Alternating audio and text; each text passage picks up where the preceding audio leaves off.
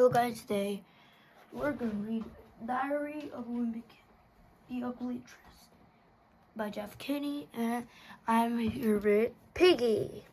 Hello guys, today. Wait, you said that. Okay, let's read this. Monday, I spent a weekend trying to recover from the lock-in since I got zero sleep on Friday night. But I think the whole experience was just too much for my body. Because this morning when I woke up, I felt sick. Moan. I admit I'd faked being sick before to get out of going to school, but usually Mom calls my bluff. Well, I guess we'll have to go to the doctor and get blood work done. But today, Mom took my temperature. And I guess it must have been pretty high because she said I needed to stay in bed. She said she had to spend the day at the library to study for her final test tonight, and she wouldn't be able to stay home to take care of me. Well, that kind of stung because the only good thing about being sick is having someone fuss over you. Are you strong enough to lift this cup? I guess. Mom said Isabella was working today, and if there was an emergency, I could go to her. But after Mom left, I locked my bedroom door because I was afraid Isabella might try to come into my room to take her nap. I must have dozed off around noon, and when I woke up, there was a lot of commotion downstairs. The TV was turned up really loud, and I could hear what sounded like a bunch of women talking. I looked out the window, and there were a ton of cars in the driveway and on the streets. I didn't know what was going on, so I just stayed in my room. About a half hour later, Mom pulled up in her car and went inside the house. 5 minutes after that, all these women streamed outdoors, including Isabella. Mom walked upstairs to my room, and she was really steamed. She said she decided to come home early from the library to take care of me. And when she did, she walked in on a soap opera viewing party with all the maids from the neighborhood. Kiss me, Rex. Kiss me to help me snap out of my amnesia.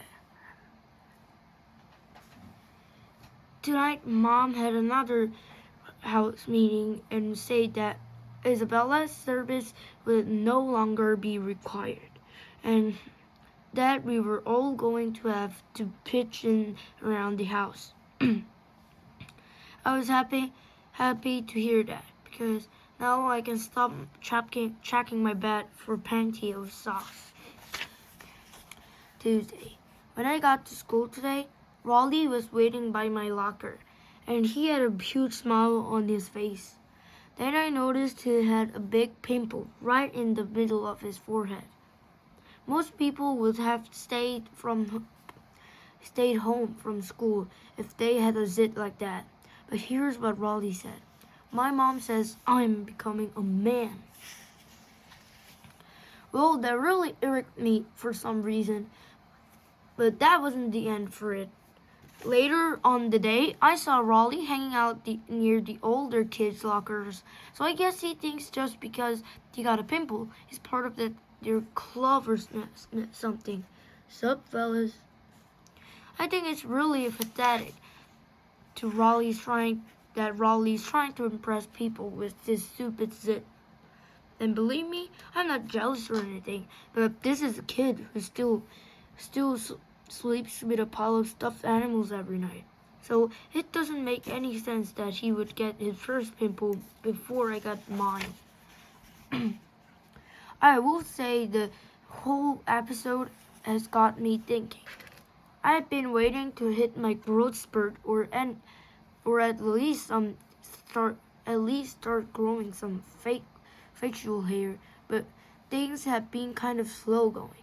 And now that Raleigh's got a pimple, I I'm kind of anxious to get things moving along. When I got home from school today, I checked myself in the mirror to see if anything seemed different, but everything looked exactly the same as it always does. So after dinner, I asked Mom and Dad when I expect things to start happening, but they told me that when they were my age, they were way behind their classmates when it comes to this sort of thing. Well, I was a very late bloomer. Ha ha ha. Really? So was I. Then and Dad told me not to expect to get a lot of facial hair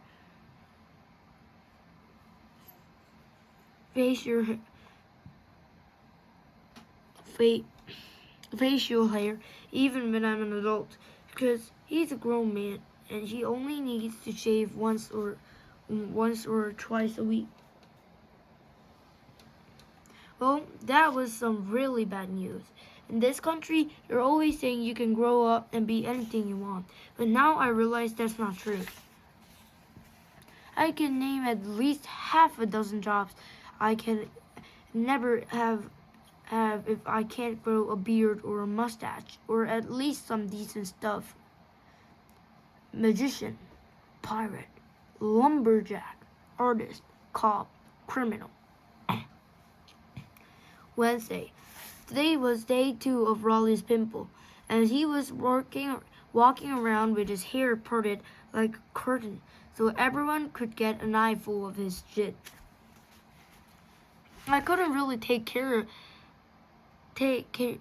another day of this, and I decided to do something about it. So I wrote a note and handed it to him in the hallway.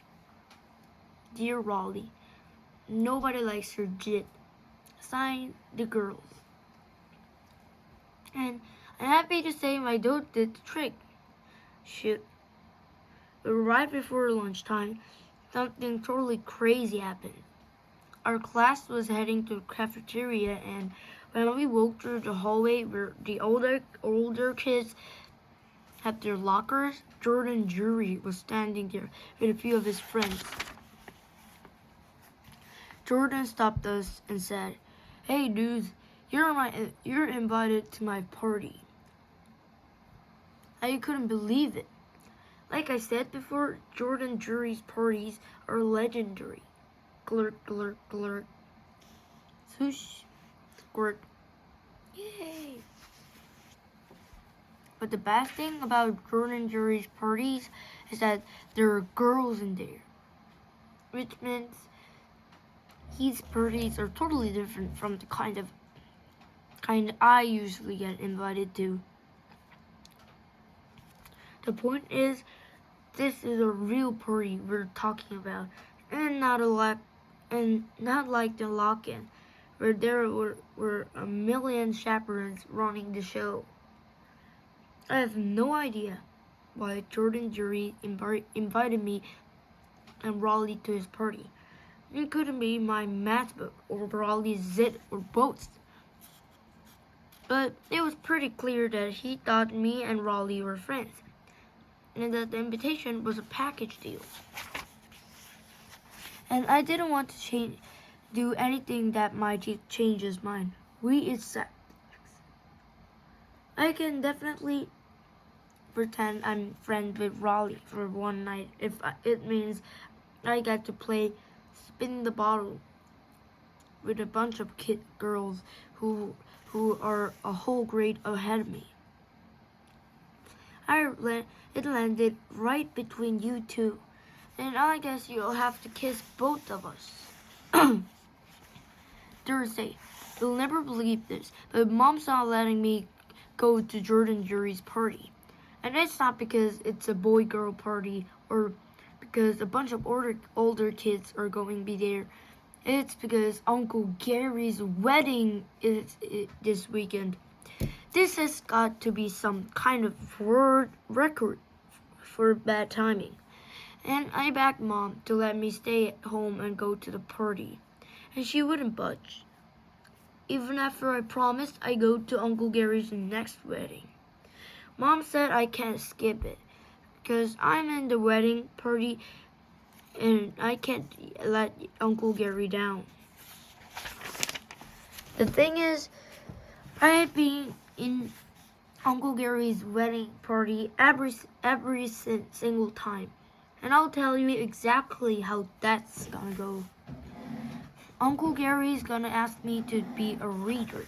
Adults always pick a kid to read something from the Old Testament at wedding, because everyone thinks it's cute when the kids can't pronounce the names.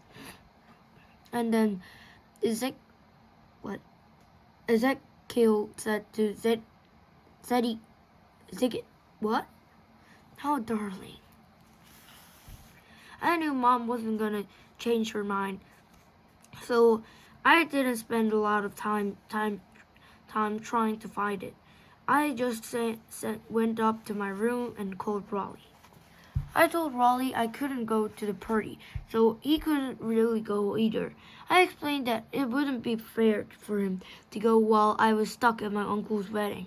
But Raleigh said he's practically a grown-up now, and he can make his own decisions, so he's going to the party no matter what. Stupid guy. Right, Piggy? Yeah, Yeah. I got so mad that I hung up the phone. Now, you see what I mean about Raleigh? That's just the kind of selfish move that that makes me glad we aren't friends anymore. Saturday. Yesterday, my family pulled into the car and drove down to Gammy's for Uncle Gary's wedding. I was in a really bad mood because of the whole party thing and because of something else too. I remember that I'm supposed to get to the talk from Gammy this weekend, and I am seriously not in a mood for a lecture right now. The last lecture I got was from Dad's brother, Uncle Joe, who told me that since I'm in a middle school, I need to start thinking about my future. Uncle Joe drew up a chart that showed me everything I needed to do between now and the end of high school to increase my chances of getting into a good college and landing a job after that. So basically, Dad and Uncle Joe had the next 10 years of my life planned out for me. Anyway, I was thinking about all this, but then something happened that snapped me out of my mad mood. Mom called Gammy to tell her we were running a little late because we had to stop to pick up my tuxedo. That got my attention. I've never had to wear a tuxedo for any of Uncle Gary's other weddings, and that could only mean one thing: I am one of the groomsmen.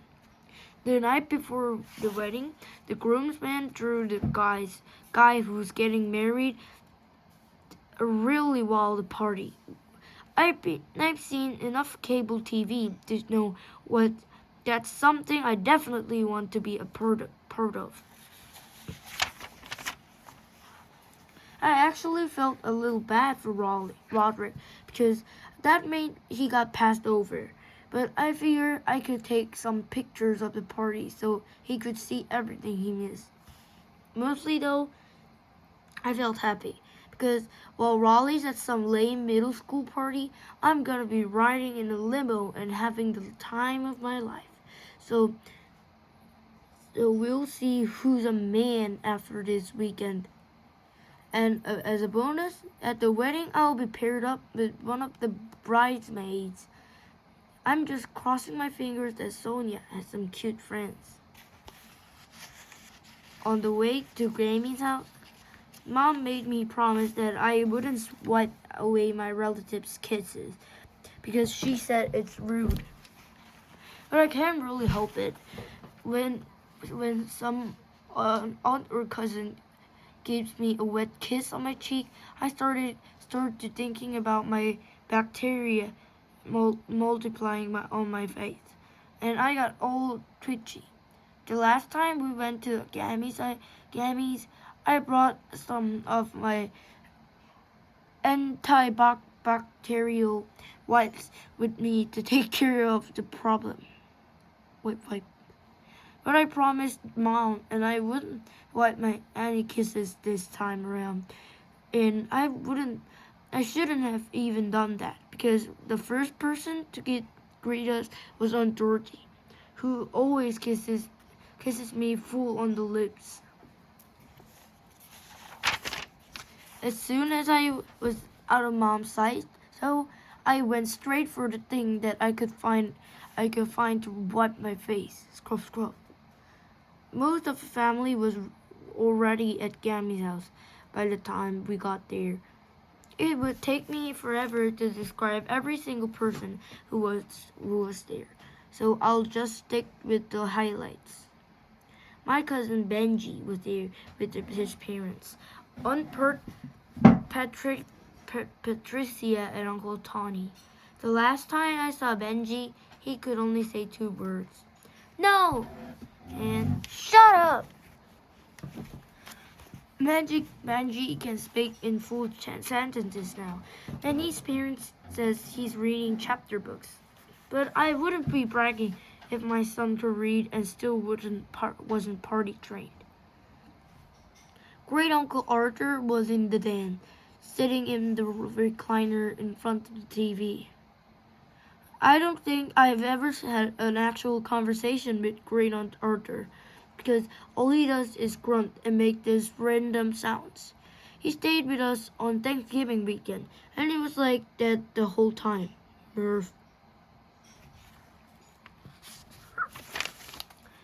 I can tell if he's trying to communicate or what, but every once in a while I respond, just in case. No thank you. Great Aunt Reba was there too, which kind of surprised me. A few years ago, Gammy invited everyone to her house on Christmas, but she accidentally forgot to send an invitation to Great Aunt Reba. She showed up anyway, but she refused to take off her coat, and she just sat there in the living room, making us feel guilty. Dad's second cousin, Terrence, was there, and the only reason I mention them is because everyone always says I look exactly like he did when he was my age, which is really depressing. What's new, Greg? In fact, when I first heard that, I looked up Grammy's photo album to see if it was true, and unfortunately it was. They really looked alike. So I guess I'd better start having up my money for plastic surgery. Dad's cousin Byron was there, and I wasn't too excited to see him there. At the last family reunion, Gammy sent Brian out to get book, and I rode with him. But he hit a pothole and caught a flat tire. Got a flat tire about a half mile from the house. Brian told me to go to the house and get help. And on my way back, it started raining. When I walked through the front door, all the ladies in the kitchen started yelling at me for tracking mud on the floor. No, wait, no! They told me to take my shoes off and put them in the mudroom, which I did. But all that yelling must have rattled me, because I forgot all about Brian's flat tire. And when he came back to the house a half hour later, he wasn't too happy. Uncle Charlie was there, and I was really glad to see him because he's always got his pockets stuffed with candy for us kids. But I didn't always like Uncle Charlie because he used to tease me when I was little. I used to have this pair of red footy pajamas. And every time Uncle Charlie saw me, he'd say the same thing. Hey there, red For some reason, it really got under my skin. I told Mom how I felt, and she took me to the store to get some new pajamas, which were blue. So the next time I saw Uncle Charlie, I knew I had him beat. But it only took him about 3 seconds to give me a new nickname. What say, Blue? The only person who didn't show up to Gammy's was Uncle Lawrence. But that wasn't really a big surprise. Uncle Lawrence is always traveling, and he almost never comes to family gathering. But sometimes he makes an appearance by webcam, like he did at Great-Grandpa Chester's funeral.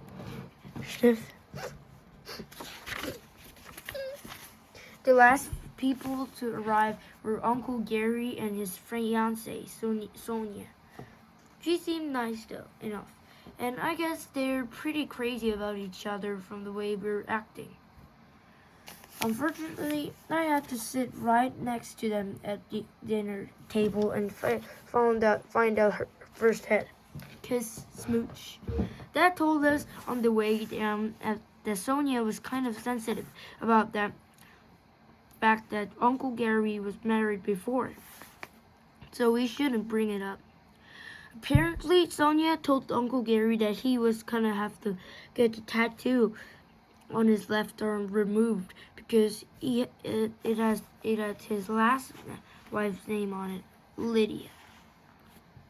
But I guess it cost a lot of money to get her tattoo removed. So Uncle Gary just added some extra words and said, "I am not in love with Lydia anymore." At least Sonia didn't make Uncle Gary change the tattoo on his other arm. That's the one he got after he ate the 3-pound mozzarella burger at Dan's diner in one sitting. And you have to admit, that's pretty impressive. I ate the mozzarella burger. Like I said, just about everyone in the family showed up. And even though Gammy has a big house, some people had to share a room. Whenever we stay at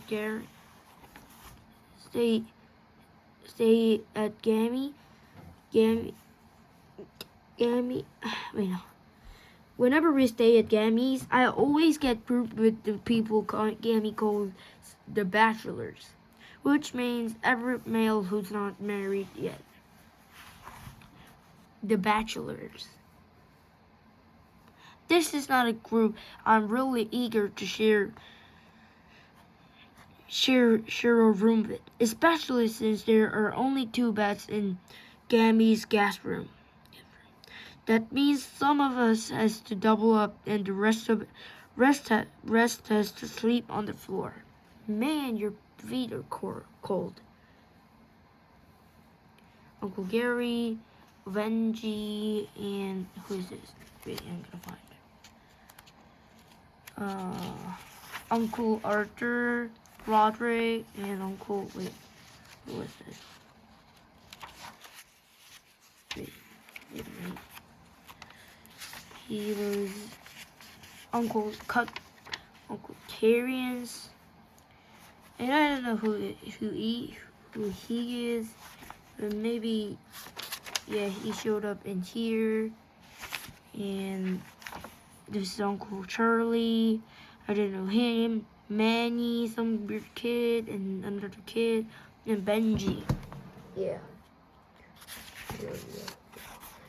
Uncle Joe used to be one of the bachelors, but he got married last spring. I'm starting to wonder if maybe he got married just so he wouldn't have to sleep in there with the rest of us. It was hard falling asleep with all those people snoring away in the same room with me. So eventually I picked up myself and looked for somewhere else to spend the night. Drag. The only place I could find was the bathroom next to Gammy's room. So I put my blanket and pillow in the top and made myself a bed. It wasn't comfortable, but at least I had some privacy. Luckily, when Gammy came in this morning for her baths, I woke up in the nick of time. I'm in here, yeah. After that near disaster, I was up for the day. And it was a really long day too, because the real rehearsal dinner wasn't until 7 o'clock at night. But at least I knew I had the party with that groomsman to look forward for after that. The problem with these family gatherings is that they are not geared towards kids. So if you don't like to drink tea and gossip with the ladies, you're sort of out of luck. And everything in Gammy's house is old-fashioned person stuff. So there's nothing for a kid to entertain himself with. I complained to Mom for a few years ago, and she bought some Lego to keep at Gammy's house. But Gammy glued them all together in one big block because she didn't like the little pieces all over the place. Besides that, there's not a whole lot for a kid to enjoy at Grammy's. She does have some hard candy in a jar on her mantle. The last year I had a few pieces, but the candy tasted awful, and it was really chewy, like a bubblegum. Chew. I ended up getting really sick and had to lie down on the couch for a few hours. Groom. It turns out the candy in that jar is really old. In fact, Dad said that same candy was there when he was a little kid. And he even found a picture in Gammy's photo album to prove it. Little Frankie enjoys a sweet. Speaking of pictures, Gammy really needs to update the ones she got on her mantle. She has a photo of every single person in the family, and the one of me and Roderick is from when we went to Santa's village about 8 years ago.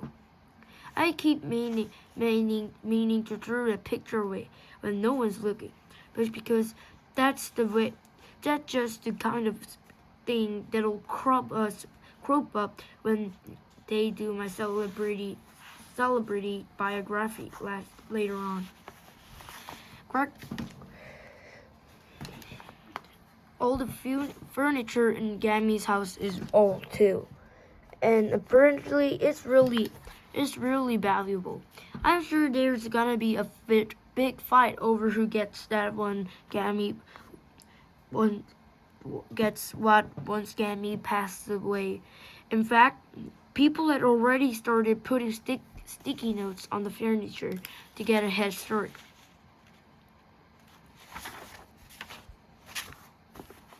I think that's pretty disrespectful to Grammy, but I admit there are one or two items I'm hoping to snack for myself. Greg. Okay guys, today was Diary of a Wimpy Kid, The Ugly Truth by Jeff Kinney, and please like and subscribe and see you next time. Bye.